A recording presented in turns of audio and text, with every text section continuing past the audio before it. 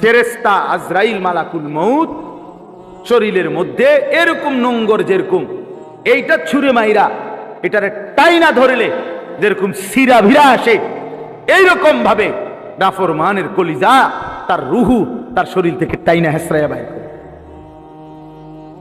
এজন্য কোরআনের 4টা আয়াত আছে যেখানে আল্লাহ তাআলা বলছেন মৃত্যুর যন্ত্রণা বড় ভয়ানক হবে। এক, জাআত সাকরাতুল মাউত বিল হক। আল্লাহ বলেন ওয়ালাউ তারা ইযিজ যালিমুনা ফি গামারাতিল মাউত। আল্লাহ বলেন ফালাউলা ইযা বালাগাতিল হুলকুম। আল্লাহ বলেন কাল্লা ইযা বালাগাতিত তারাকিয়া।